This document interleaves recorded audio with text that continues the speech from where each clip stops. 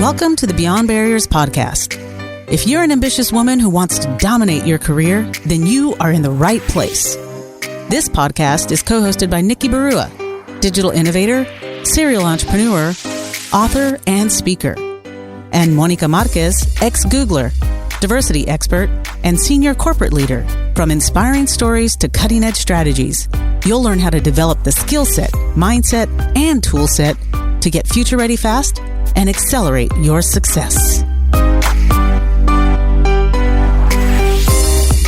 Success often isn't about what you know, but who you know. Although, that's easier said than done, isn't it? Everyone tells you to network, but no one tells you exactly how to do it. If you've ever struggled with networking, or reaching out to an expert you could learn from, or been afraid to connect with a leader who could help you, then this episode is for you. You'll learn the secrets of building powerful and influential relationships and exactly how to grow your network. Our guest today is Pat Hedley, TedX Speaker and author of the book Meet 100 People. Pat is an investor, advisor, and founder and CEO of The Path Ahead. Pat spent 30 years in the private equity world with global growth investor General Atlantic. Now in her role as an independent investor, Pat identifies high-growth companies in which she invests and takes on advisory roles. Throughout her career, Pat has observed what it takes for business leaders to succeed and attributes even her own success to the power of relationships. In this episode, Pat provides motivation, inspiration, and practical advice for building your network. She shares expert insights on creating meaningful relationships that will provide lifelong value. She provides a framework to determine what you need so you can reach out to those who can help you. And she gives tips and pointers on the right way to approach new people, how to connect with them, and what helps to build authentic relationships. Visit IamBeyondBarriers.com where you will find show notes and links to all the resources in this episode, including the best way to get in touch with Pat. Hi, Pat. Welcome to the show. I'm so excited to have you. Thank you so much, Nikki. I'm totally thrilled to be here today. So let's dive right in. Tell us what you do and share your journey with us. Sure. I am an investor and I advise growth companies. In the last 5 years, since I left the firm that I was with for most of my career, I have been working with growing companies. And I have made over a dozen investments in these companies, and I help them grow. So I don't just write a check to make an investment. What I do is try to provide expertise and access to the companies with whom I work. And I take on advisory roles from time to time as well. I'm really happy to say that more than half of my companies are led by women. I'm super excited to work with female entrepreneurs, and I find a number of ways in which to help support women in their efforts to grow their businesses. In addition, I've written a book called Meet 100 People, which encourages people to be proactive and consistent in building their network, and in essence, in meeting people in person to build relationships. My journey is an interesting one, and when you hear a little bit about my background, you'll be surprised that I would write a book on networking. My parents were actually immigrants from Hungary. I grew up with a dad who was a social worker and a mom who was an entrepreneur. And they were not the most well-networked people, but my mom in particular taught me some incredibly important lessons. And I actually learned those more through observations and watching her build her small business. And I think she planted the seeds for my true love of working with entrepreneurs. And I think some of the lessons I learned early on really related to building relationships and to actually showing up in person and talking and meeting with people. She never had a bad debt issue, so she never had clients renege on what they owed her, because my mom would actually go in person to collect her checks. And that actually taught me a lesson very early on, which is that you have to follow up. And you have to make sure that people deliver on what they promise, and that people actually do help you when you show up in person. So that was one early lesson that I had.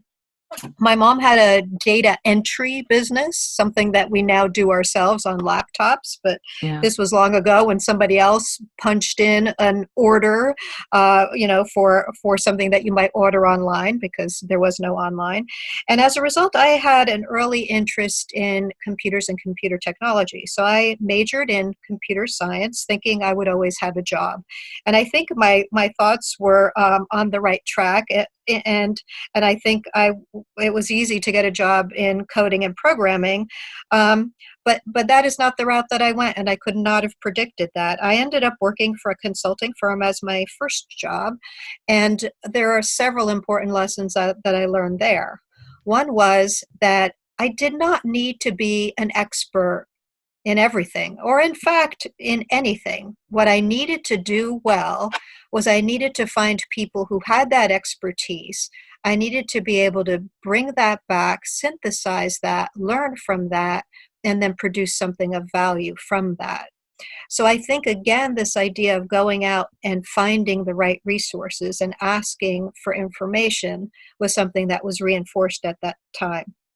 And then another really kind of life-changing event occurred to me. I went to get my business degree, my MBA, and during the summer between my 2 years, I was recruiting for a job, and I actually accepted a job. I wanted to work in banking after I had been in consulting. And a week later, I got a letter from a firm saying, "Come and interview with us."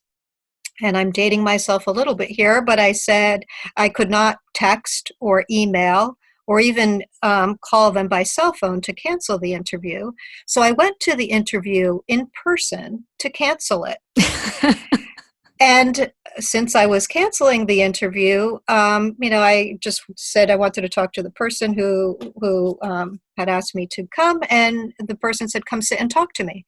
And then he said, "Come sit and talk to my partner." And we continued some really very interesting conversations. I was not nervous at all because I was not interested in the job. And in the end, they ended up convincing me to I was going to fulfill my commitment to the job that I had accepted, but I decided to work an additional couple of weeks at the end of the summer. I worked part-time for this firm, and I joined them full-time after I graduated from business school, and I was with them for 30 years. And so Wow. there are two important lessons from this one occurrence. One is incredible things can happen if you show up in person. If I had called to cancel, my career would have been very different than what it ended up becoming. But I went in person and I talked to people and I met them and I had an opportunity to learn and they got to know me. And so that was incredibly an important insight. And then the second one, which frankly is just as important, is that in a business setting, when someone says, "No, this doesn't work for me," it might only mean that the timing is not right or that the timing is not Mm. right in this way. And so while I could not work for this firm during the entire summer because I had made a commitment, that didn't mean I couldn't spend an extra couple of weeks at the end of the summer. And that didn't mean I couldn't work part-time during my second year. And it certainly opened up the whole path of my career after I had graduated. So those two incredibly important lessons laid a foundation that I found to be useful many times over the course of my career. So I ended up working for this, at the time it was a very small firm, and it became, and today is, a global private equity firm, a growth equity firm. And one of the few things that I had to do early on was I had to make cold calls and look for companies that we wanted to learn about that we might have an interest in investing in. And so, again, when I talked on the phone, my goal was to have a meeting and to show up in person and meet these companies. And the second piece was when on the phone I called somebody and they said, "No, we're not interested," or, we don't want to get venture funding. I would continue the conversation and find ways for them to at least meet me and learn more. And again, so I took what happened to me very early on and I actually really used that. And so many times. I can think of two specific examples where I reached out to companies and the first thing they said was no, not interested. We ended up investing, and not only did we invest, they were incredibly important outcomes for the company, for both sides, for both the company in which we invested and for the firm, for my firm who had made the investment. So when I was at, real briefly, while I was at my prior firm over the course of 30 years, I did a number of things. I was on the direct investment side for several years, for over a dozen years. I also built out their global marketing and communications function when they were still just New York based to today. They have offices in over a dozen locations nationwide. And then I did one other assignment, and I like to call these blank sheet of paper assignments because I really didn't have the background to take on this assignment, nor did I have the expertise.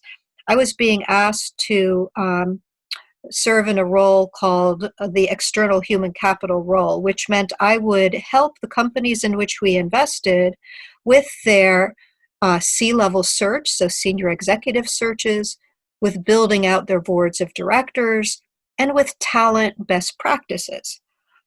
I was not a search professional. I was not an HR professional. So in a lot of ways, I didn't have the background for it. But I did understand the industry, and I had been an investor, and I did have the pattern recognition of having met many incredibly great executives over the course of my career up until that point in time. And so taking that blank sheet, I was able to create something from that that became very useful to the firm over time. And many other firms since then have created roles just like that within their companies to help the companies in which they've invested. And I now find in the work that I do, working with the companies in which I have placed investments, that the time I spent working on talent-related issues is really of interest to them. Because one of the most important things that an entrepreneur or a senior executive thinks about day to day is to make sure that they have the right talent in place, that they retain that talent, that they continue to motivate that talent so that they have the very best team that they possibly can have. And so that experience, even though it was not directly related to investing at the time, has become something that I have found to be very important in the work that I do today.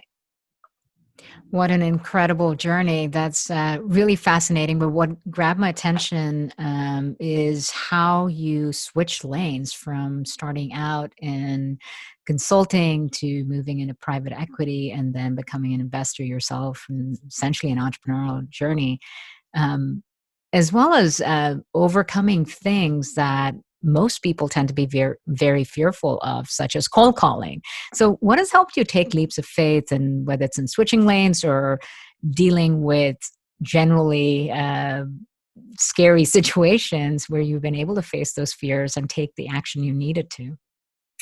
I did not realize this earlier on in my career, but I have become much more self-aware in the last several years, what's enabled me to take on these challenges.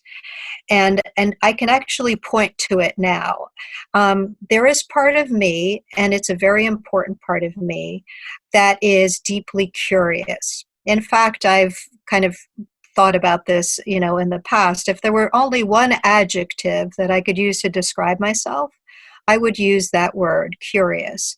I like to learn. I'm interested in a lot of different things.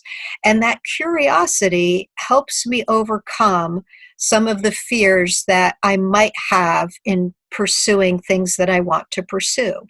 So in approaching new people or being put in a situation that may, not be the most comfortable, and I'll have to admit this too, by nature, I'm much more of an introvert than I am an extrovert.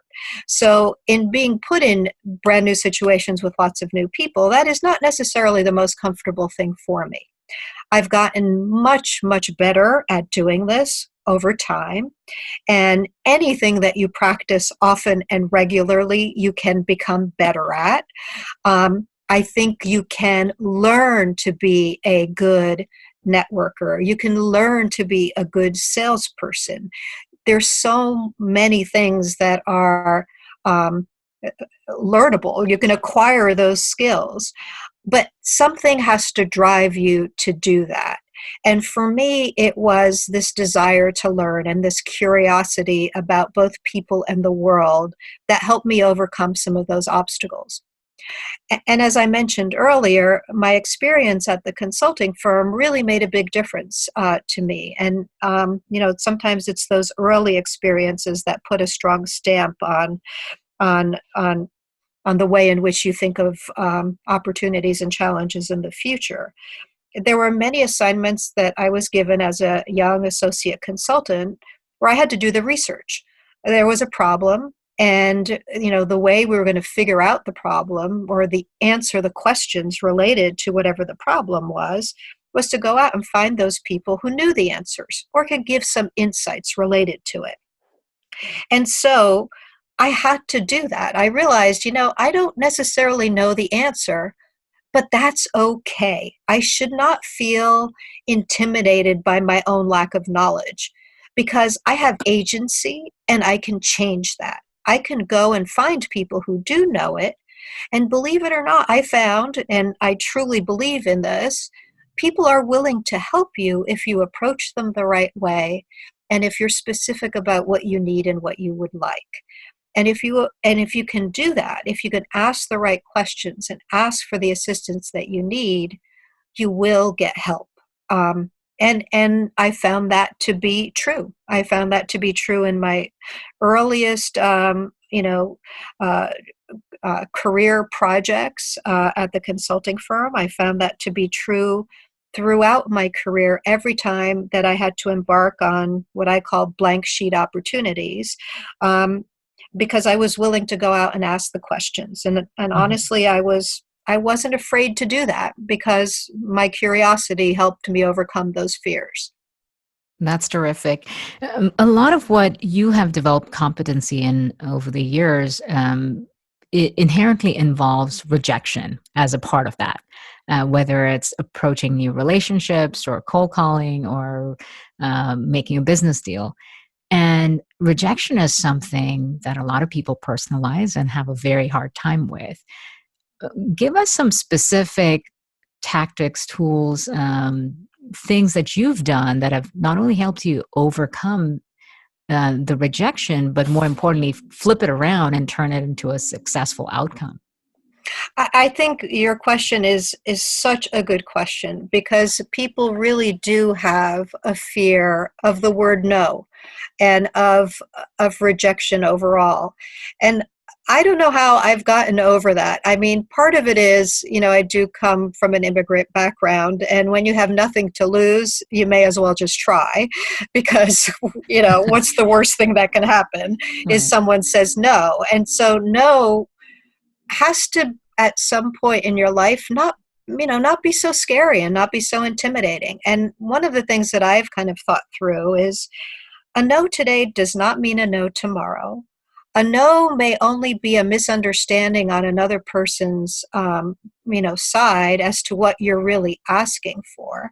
And a no, in many respects, is more about the other person than it is about you. So I think you can take the no and depersonalize it. And if you depersonalize it and you try to understand it or learn from it, then you get better at it. I'll give you one example that just came to mind, and this is something I learned from a young entrepreneur, and I was so impressed with the way he approached it. He was starting a company, and he was doing some research. He was going to offer a service to restaurants, and he went out to 20 restaurants the first week, and every single one of them said no to his proposal. And he came back, and he regrouped, and he thought, you know what? What if we change this? What if we change that? I'm going to go out to another 20 and see how I do. And he did it again. And this time, 2 out of the 20 agreed and said yes. And he iterated and iterated until he got to the point where more than half were willing to take on what he was proposing. And I love this story because first of all, the young man was not dissuaded by the 20 no's. Mm-hmm. Second of all, he decided to take the opportunity and to learn from it, to actually figure out why they were saying no. How can he adjust? How can he be adaptable to be able to still do what he wanted to do, but make it appealing to those he was trying to reach? And then the third really important piece of this is he was persistent. And I Mm-hmm. think persistence should not be undervalued or underestimated ever.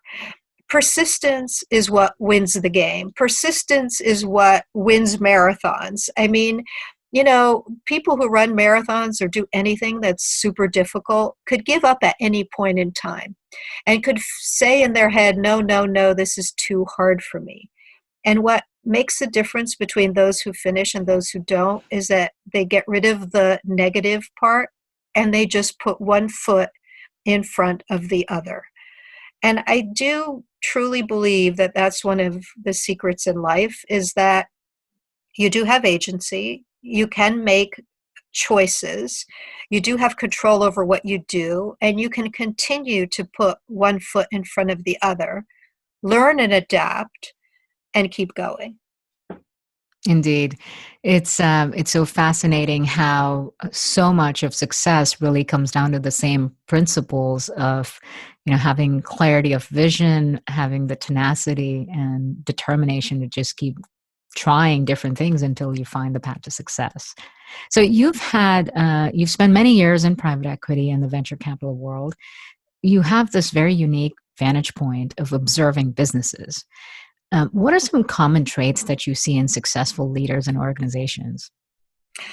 There are several interesting patterns that you recognize in speaking to dozens upon dozens of executives. And, for my career, we had something that we called investment committee meetings and management meetings. So we'd have executives come in and present to us. And I sat through probably hundreds of those meetings over the course of a very long career. And so you do see how certain people handle certain things. And I must say, some of the traits that are common among successful executives include self-awareness. So an awareness of what the individual is really good at and what they might not be as good at, and then solving for what they're not so good at.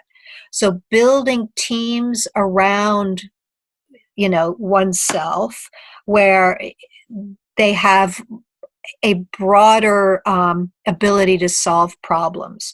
So there are certain executives who are tremendous salespeople. They're really good at that. They might not be so talented, or they might not want to focus as much on operational issues Mm-hmm. or on financial issues. In that case, you have to bring on a really strong financial executive or a really strong operational executive. And, vice versa. Some people are really good at the numbers and strategic vision, and they're, not necessarily good at building out a sales force. But if you have an awareness of what you're good at, you can solve for what you're not good at, and you could build a team around that and scale an organization. And I do think there is real talent in recognizing how to take this great idea that you've started with and then scale it over time.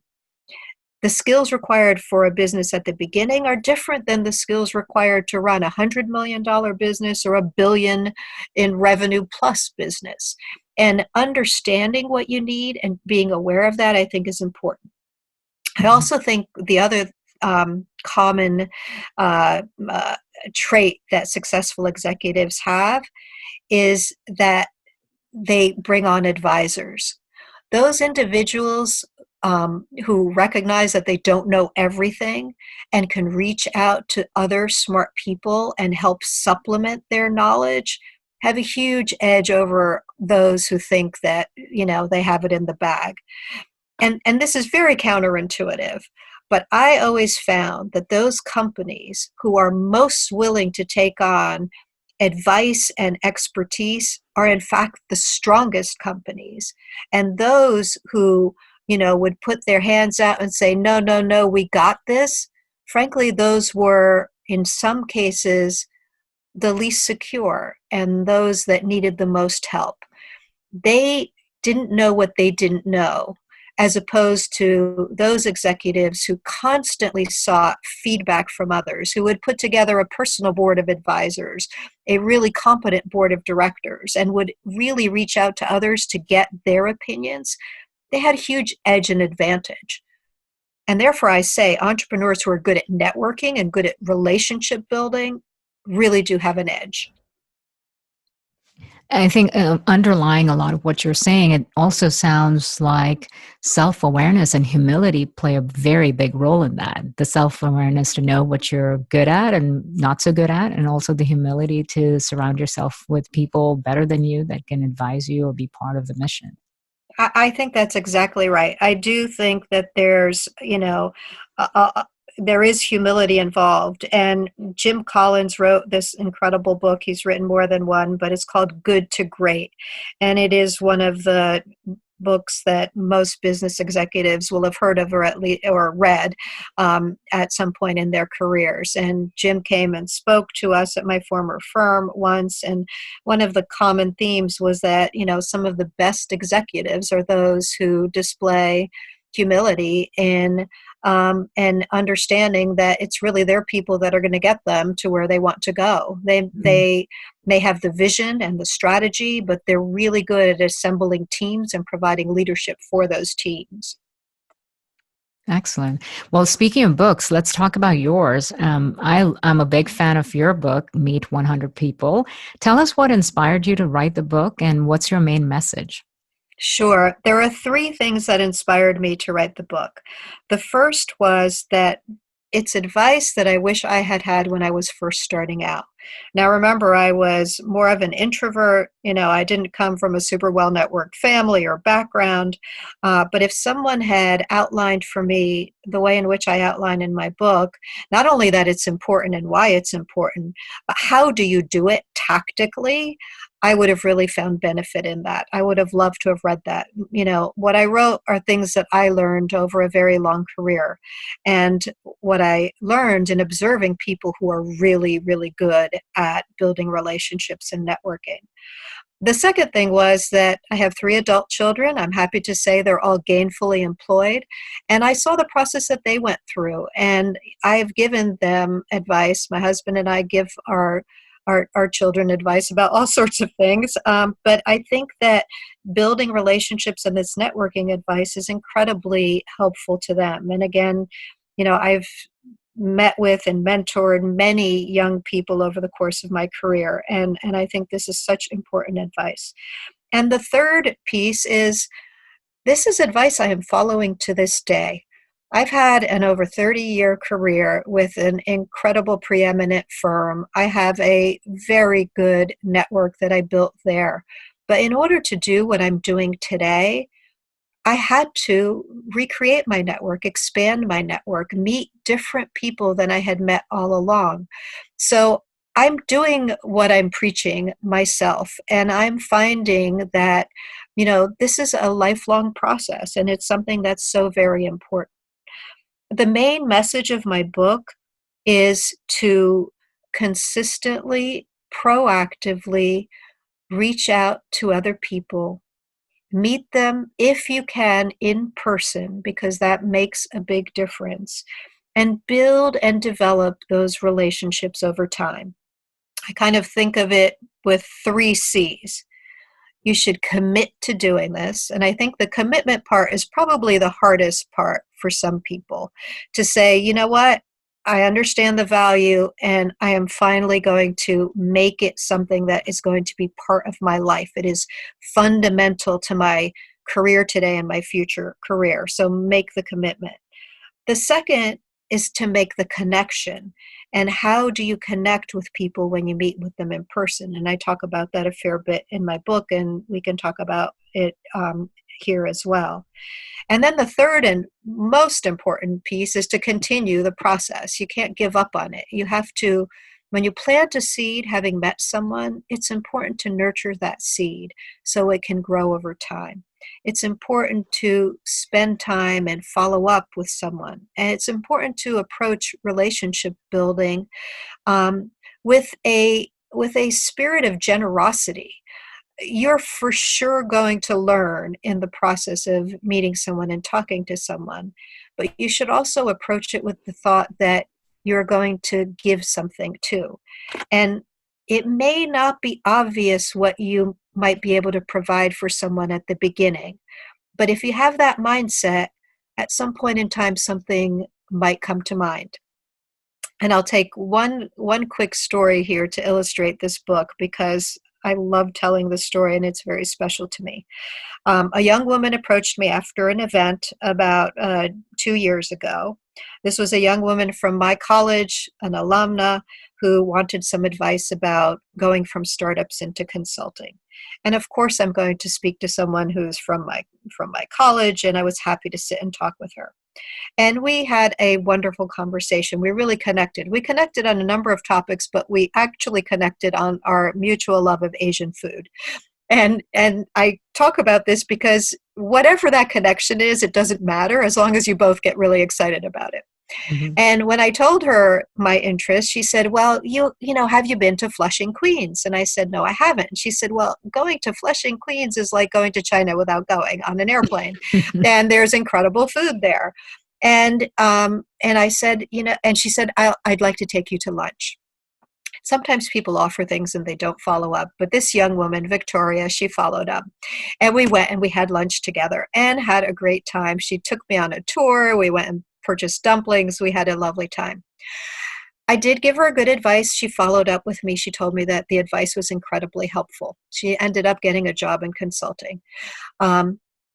Several months later, she contacted me and said, Pat, I heard there was a call for speakers for TEDx, and I'd like to nominate you as a TEDx speaker.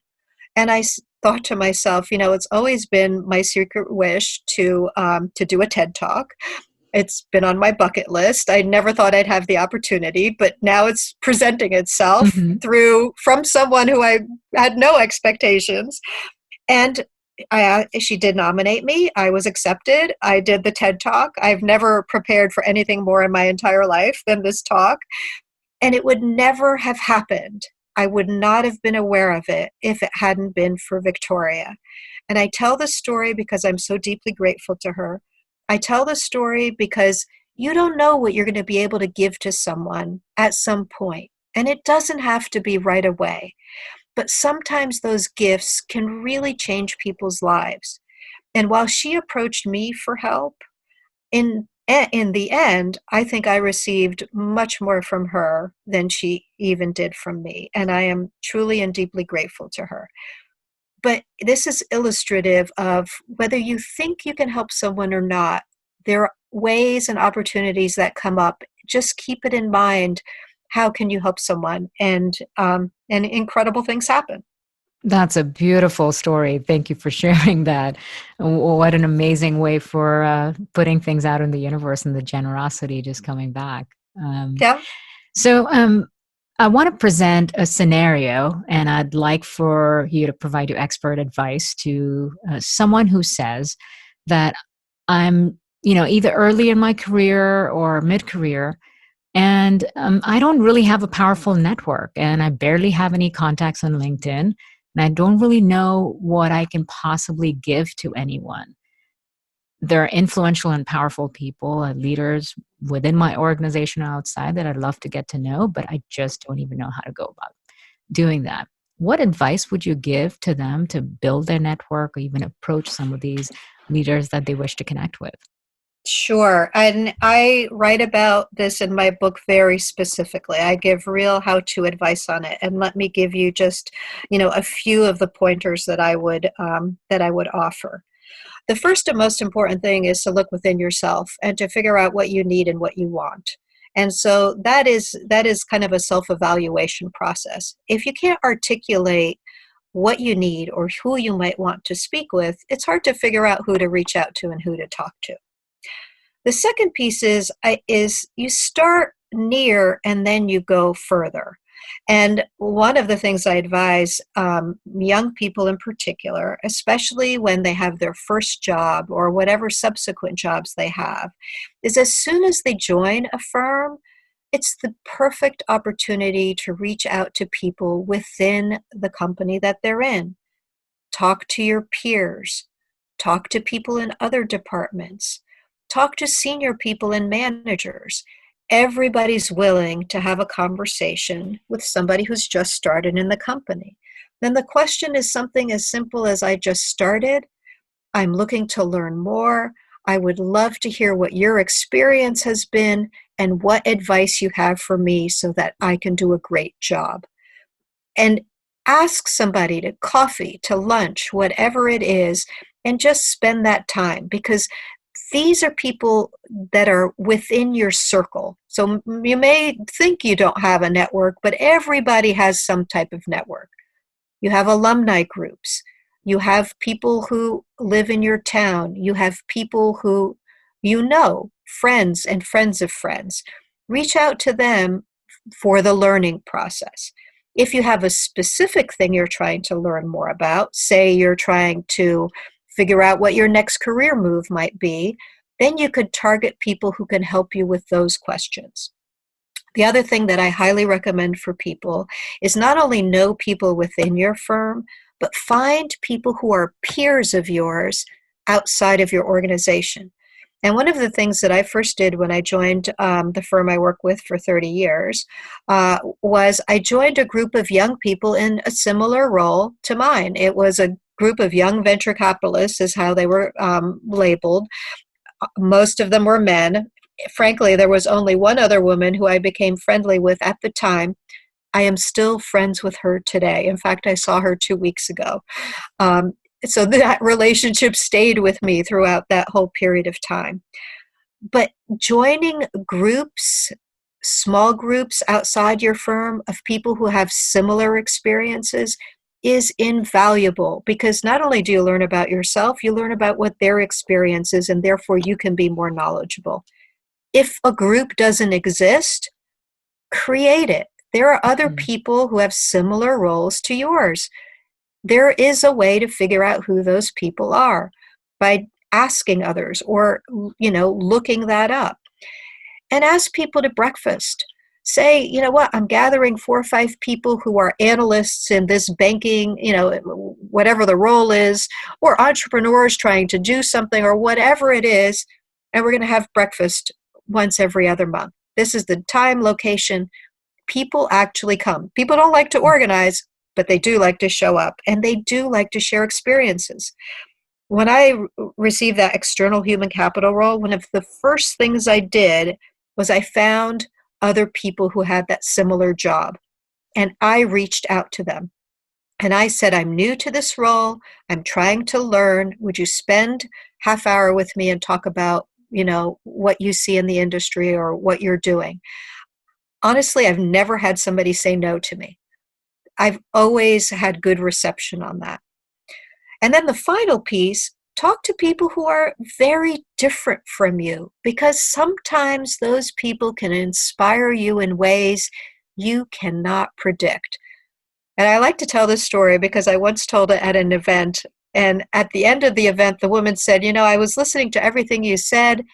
I didn't quite connect with it until you told this story. And I said that at that time, just the other week, I had been invited to a dinner by a friend whose passion was ballet. And she invited us to the ballet, and prior to that, we went to dinner. And she invited a ballerina to dinner. And honestly, I'd never met a premier ballerina before in my life. And she said, this young woman is here, ask her anything. And true to my curious nature, I was like, oh my gosh, I have a million questions. And I basically asked, tell us about your journey. How did you become a premier ballerina in New York City? And she told her story, and she was incredible. I follow her on Instagram now. I think it's fantastic. She's opened my eyes into something I would have never really considered or thought of. And so this idea of meeting new people, is meant to do a number of things. You can have additional knowledge and information. You could find people who can give you access or answer questions or open doors for you, sometimes, provide jobs for you. But the most interesting part, in my view, is you can get inspiration and you could learn about other things that you otherwise would not learn about. And it opens up kind of this window onto a different world when you meet people like that. So I think you have to, back to the original question, I'm not very well networked. How do I expand that? I think the first answer is figure out how you would like to expand it. Who would you like to meet? Put together a target list, put them in buckets of, these are people I'd like to meet because I'd like them to be my mentors. Or these are 3 people I'd like to meet because, you know what, they're really good connectors. They know everybody. So it'd be great to know somebody like that. Or this is somebody that's totally aspirational, that if I can meet anyone in the world, who would it be? Put it on the list. Mention it to someone. Honestly, you put it out into the universe, somehow things happen. Not tomorrow, not next year, but you never know. And make the ask. Make the ask is what I tell people.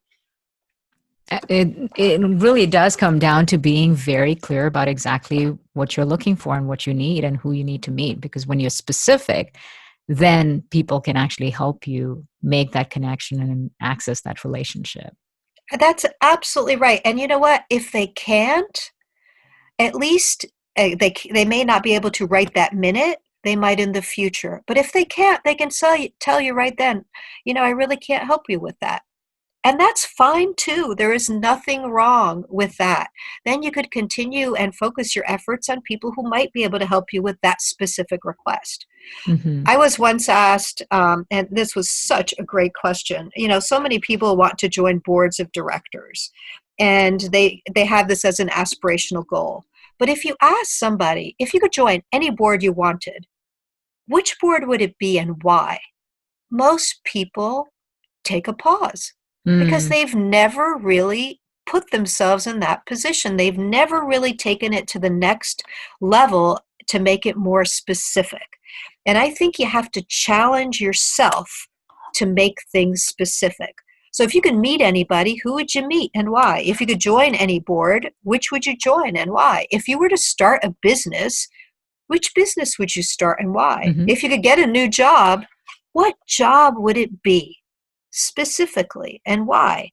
Mm-hmm. And once you do that, you can make progress. You need to know where you're going in order to figure out how to get there. Right.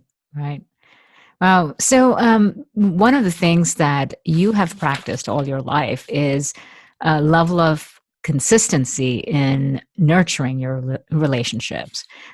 Connections today are so easy to build in some ways because all you have to do is click a button online, right? Add a friend or, connect with someone on LinkedIn. But it's one thing to make that digital connection versus truly building a lasting relationship, one in which the relationship is being nurtured by both parties. Right. What advice would you give in terms of the habits that you follow, perhaps maybe giving us a little bit behind the scenes of what are your daily habits that have allowed you to build such lasting relationships? Because it's not something that you just do once in a while. You've probably been doing it very consistently all your life. So what can someone learn from your habits about building relationships? Sure. Let me give you, some thoughts related to kind of digital connections versus real relationships. So occasionally, but not very often, I go to LinkedIn first, or I'm inspired by something and I go and find the individual on LinkedIn. And and I'd love to talk to this person. The first and most important thing I can do is not just to hit that connect button, because that gives the other person absolutely no reason or understanding of why I'd like to connect or what the mutual benefit would be. So if you do a cold outreach, one that is not through a referral, not through someone else, you have to give a compelling reason. I would like to reach out to you because I read about this. What you're doing is interesting. I know I can help you. It has to be of that type of theme. And then the goal is not to be connected on LinkedIn. The goal is to have a phone call and a meeting in person, one or the other or both. The goal is to actually connect, and connect is not a digital connection. Connecting is to speak with someone, share experiences, understand where they're coming from, share where you are coming from, to figure out how you can help one another. That's what a connection is about. And frankly, the real goal is to meet in person, because it takes the relationship building to a totally different level when you meet with somebody face to face. So, digital connections are just ways to stay in touch and to have some way of tracking who you know. I mean, I love LinkedIn. I'm one of the biggest fans of LinkedIn. I do a lot of research on LinkedIn. So before I meet somebody new, I do my homework so I can understand things that are important to them, things they've done, where they went to school, what are some of their interests. And that gives me information so I can have a valuable conversation. I can follow up on LinkedIn. LinkedIn makes it easy to remember somebody's birthday, but it's not enough just to hit the happy birthday thing. It's much more to say a little bit more. Mm-hmm. And then this continuing process, following up, putting on your calendar, I met this person, this is what I found. And then in 6 months, putting on your calendar again, follow up with the person that I met, check in with them, see how they're doing. If you're in the job process, it's the most incredible time to build and expand your network. But the biggest mistake people make is they meet a ton of people in the job process, and once they get a new job, they don't tell everybody they met with what happened. Why not? It's an easy thing to do. That's how you stay close to your network. I'll give you one story. I do say this on my TED Talk, but I will briefly mention it here because it's so surprising in some ways. But one of my first job rejections came from a guy called Jim. And Jim did such a nice job telling me no, that I would not be proceeding with the interview, that I always thought fondly of him. 2 years after that, he was a banker and I was on the client side of the table. A young associate, but still, he was showing us opportunities. Years after that, he purchased the property next to my house. Didn't end up being a neighbor, actually ended up moving out of town, but would have been my neighbor, and we connected again. Years after that, he came to me for career advice. Once I left my firm, I reached out to him just to check in, and we made an investment in a company together. And we bonded over the fact that we both like bicycling. I mean, who would have ever guessed that this person, Jim, who I consider a really dear friend, is someone who said no to me long ago when I was just starting out in my career. I mean, you never know what happens, but you do have to keep in touch with people. Sometimes people come back into your life and you could never have predicted it the way I could not have predicted it with Jim. And then you have to see how that relationship might evolve or change over time.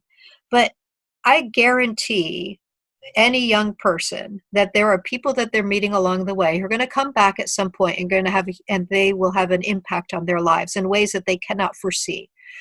So that tells you a couple of things. Treat every relationship as if you're going to see the person again. And look for those opportunities. Look for those people who might be people who would come back into your life.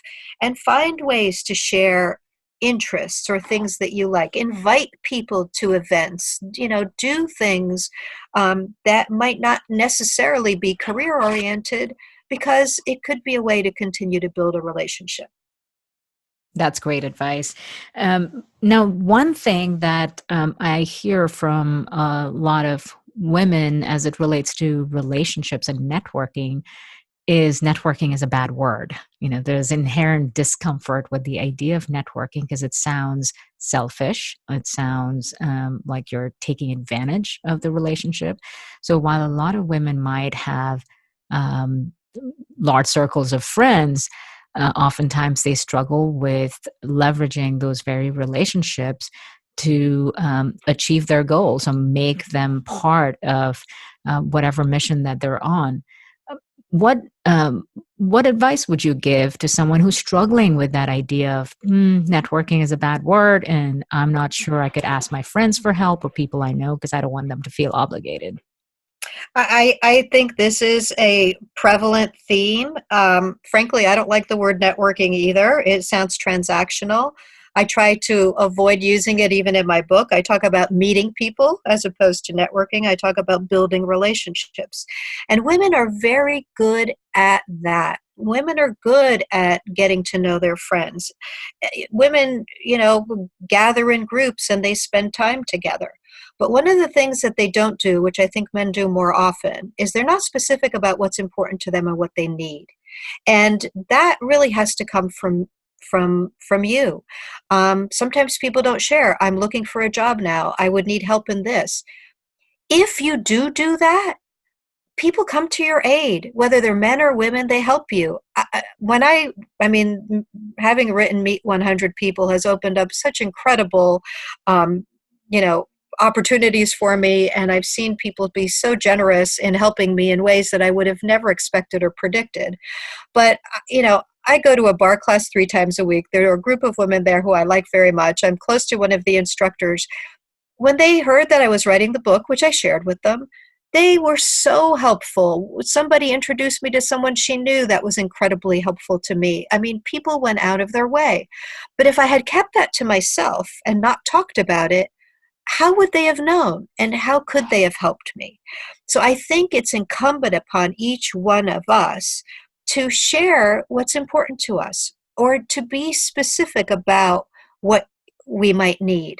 And women are well networked. I mean, women know other people, what they're doing. There are so many ways that we can be helpful to one another. We just need to ask. We need to make it more specific. We need to not feel uncomfortable to say to a friend, would you be able to help me with this? Or do you happen to know this person? Or I'm trying to figure out ways to further market my book. Do you have any ideas? It's Right. totally fine to do that. It is absolutely wonderful to do that, because guess what? You would do the same. I know I would. I'm more than happy to help, especially my friends. So if they have a need, I'm the first one in there to try to be helpful to them. And if you feel that you would, other people will do it for you. I think there's inherent generosity that most people operate with, and everyone likes to help. So if you just put it out there about what's important to you and where you need help, even asking for advice opens up lots of doors where people are willing to step in and not only help you directly, but potentially connect you to those that can. I think that's exactly right. And a good way to position it is, I'd like to seek your advice. I mean, you Mhm. have to approach meeting people and building relationships with a spirit of humility, with a spirit of generosity, and with one of learning. And no matter how old you are, I mean, I'm constantly learning. I'm going to learn until I'm no longer able to learn at all. If you approach things with that attitude, with that growth mentality, everything changes. I think Mhm. it becomes the process of meeting people, the process of networking is not only accessible, it's actually joyful. Mm. Right, because it's pure curiosity and there's no expectations in that. Right. That's right. Um, That's right. And if people can help you, great. Thank you so much. If they can't, thank you so much for listening. And I'd love to be able to help others. Fantastic. So, speaking of learning, and as you look into the future, there's so much that's changing, and it's changing at a very rapid pace. Especially in the age of artificial intelligence and automation, the change curve is just exponential. What are the biggest trends that you're seeing, especially from an investor standpoint, that you believe will truly impact business? There are several things. I mean, look, technology is only getting better. I think, there's even more data being gathered. There is technology that can be predictive, so that, nobody's surprised at it, but the ads that are served up on your home screen or when you're doing searches generally relate to other things that you might be interested in. So technology is getting smarter and smarter, and that will only continue. At the same time, we are all human beings, and there is a human element to this. So I think there will be as much opportunity on the data analytics, data intelligence side applied to a number of different industries, as there will be to kind of the human side of it, the piece where we're thoughtful about what human beings need in terms of health and wellness, in terms of and health and wellness is a broad category as well. It encompasses aging and the needs that people will have as they continue to age. And there's so much that's broken on that side that still needs to be fixed. It encompasses the things that we can control about our lives and our bodies, everything from food to exercise to sleep to stress. I think people are looking at and addressing in different ways. Everything from the whole consumer experience and how you buy things and how you get access to products, services, knowledge, education. So there's a lot out there. I think for myself, I find it fascinating and so incredibly important to continue to build and maintain my network among young people, millennials and the next generation after that, because they're windows into the future. And what's wonderful about talking to younger people is that they're not entrenched in the way things have to be, ought to be, have always been. They're much more willing to take a blank sheet to problems and say, if we were to make it right the first time or look at it a totally new way, what would we do and how would we do it? And I think that there's huge value to doing that, to taking, a blank sheet of paper to problems out there or to situations. And I think some of the interesting concepts and ideas that are arising come from that type of approach. What should your experience getting health care look like? What is the ideal world? It certainly doesn't look like waiting in an emergency room for 4 hours to be looked at, right? What does an experience of purchasing anything look like? It's not about waiting in lines or not getting exactly what you'd like. So I think the future is in customization, applying data and technology to making things efficient and easy for us, and then very importantly, thinking about our lives and our bodies and the way in which we interact with the world, and focusing on that, trying to make that better as well. Yeah, we really are living in such interesting times because on one hand, we're facing some of the biggest challenges that humanity has ever faced. And on the other hand, we have the power of technology and the beauty of the human mind available to solve those very big challenges. So it creates tremendous opportunity all around. And for people that have a big vision and the desire to make an impact, we truly have the ability to do that today. I agree. It's exciting times. It is. What advice would you give to our listeners about getting future ready, given the opportunities or potentially even some of the roadblocks and challenges where things are not how they used to be? How can someone get future ready? I think you need to be informed. You asked me about what are the habits that I have myself that I think is helpful. I really do read a lot.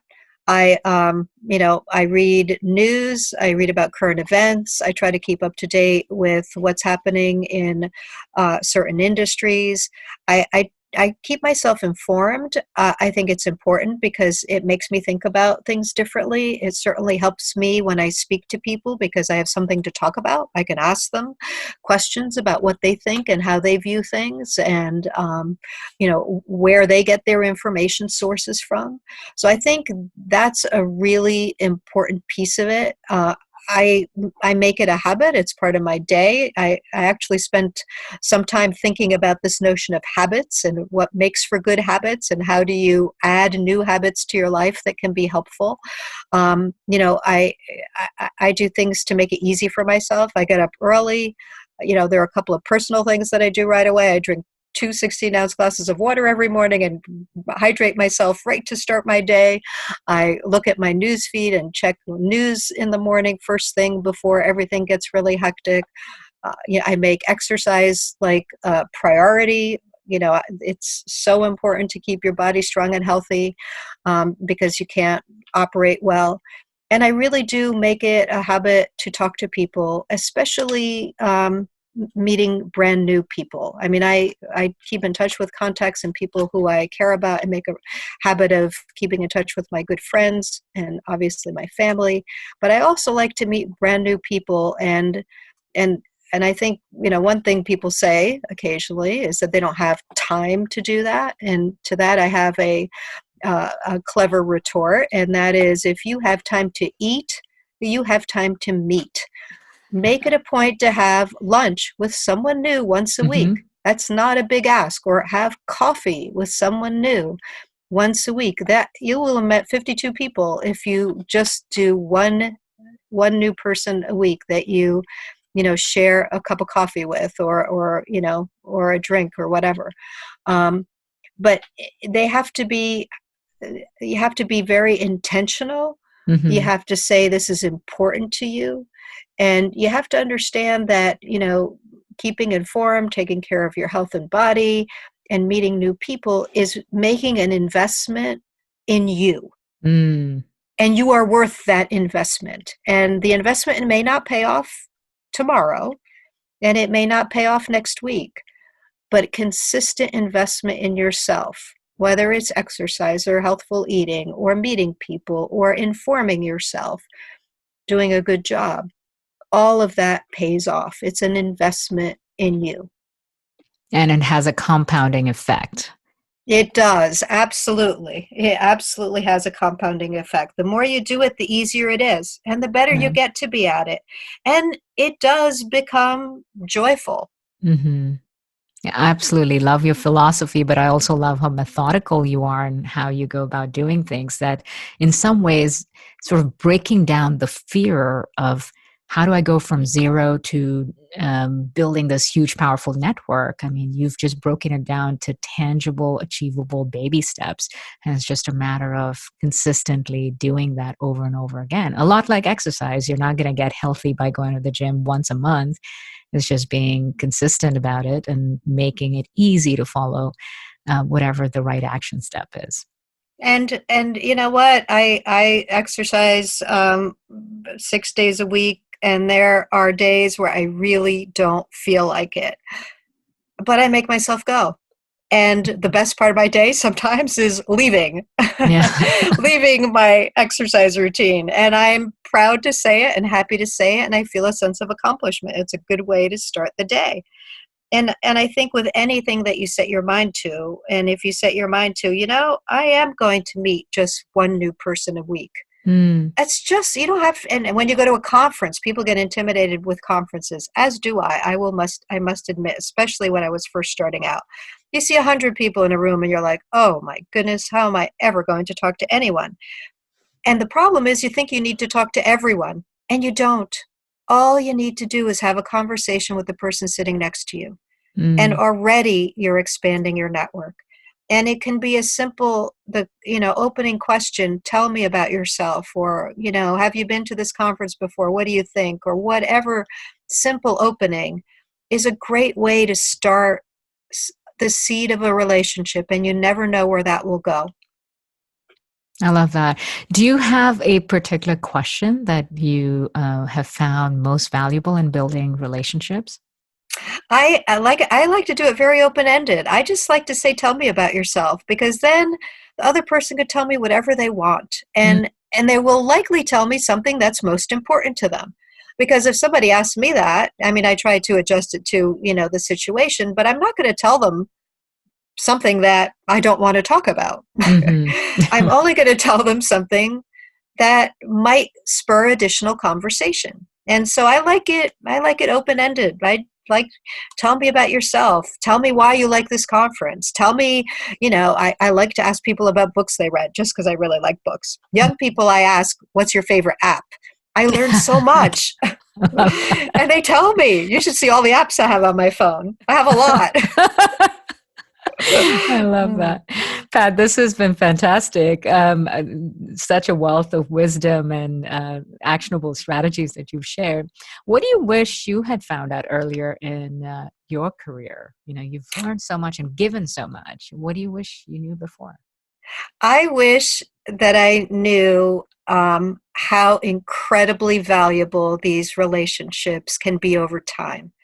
I know people today who I met very early in my career, and there is no way I would have ever thought that I would be friends with them so many, many years differently. And we would bond on something. I have one friend who I bike with. He bikes his age in miles. He invited me to his first bike, the first one I was invited to, when he was 75. We rode 75 miles, he and his friends, and I was fortunate enough to be invited. He used to be someone who I knew from a business setting. He ran one of the companies in which we invested. Today, he's a dear friend. We still go on bike your age in miles rides, although his wife said no more miles, it has to be kilometers. They're still pretty hefty.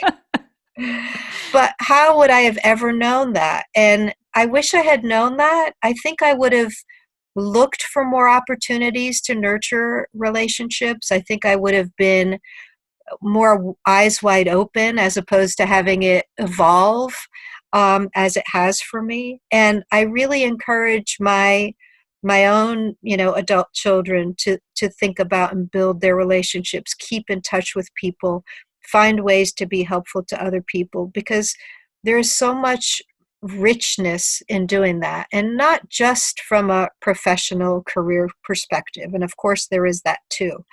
It is much more from a personal and enjoyment of life perspective.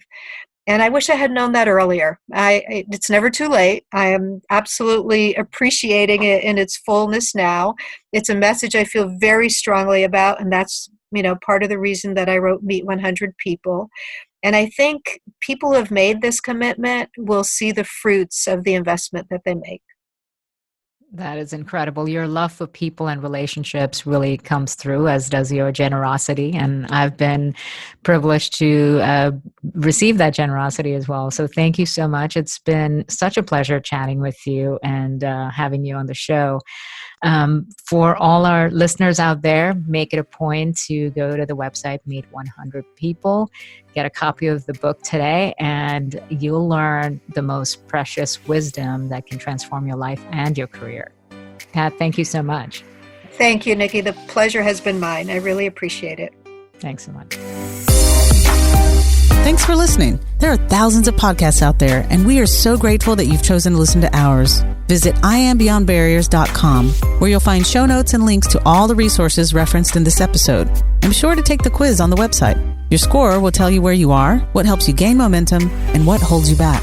You'll also get a free guide with cutting-edge career strategies. We'd also love to hear from you.